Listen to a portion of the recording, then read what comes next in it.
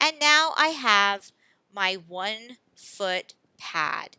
This can also serve as a reminder of where your windows might want to be located. So this is a door right here. So obviously this is probably going to be a 7-foot door.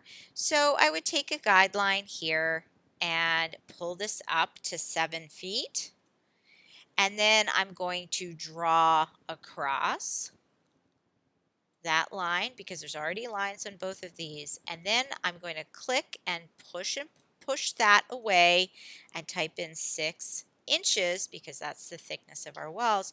And as you can see, the floor is right at the base of where this door opening is. And that's what you're going to do. You're going to go around the perimeter and put in the locations of your windows and doors if you know them. I do know that this window is going to be a big window and probably a 7-foot window. So I'm going to click this and I'm going to pull this up 1 foot. And actually, maybe it'll be more like a 6-foot window. And I'm going to type in 6 feet.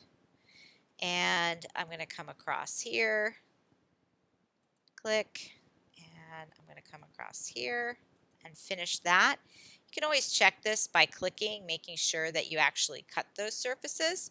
And then I'm going to select it, and with my push-pull tool, I'm going to push it in, and I'm going to type in 6 inches. Now, if it doesn't go in all the way, you can see it's sort of right at the cusp. So what I like to do is just select it with your selection tool and click delete because it's right there. Now, when I'm done with this, I'm also going to erase all of these lines here like that. And I can also reverse the faces, right? So here I can say reverse face, and I can start to erase these lines here so that it starts to match. Now, I would also recommend that you erase the lines at the top and also go inside and erase any other lines that you created because you don't want this geometry to be separated anymore because this is a whole wall. So you're going to do that on all of your windows and all of your doors on the exterior. And if you have a second floor, you're going to do the same thing.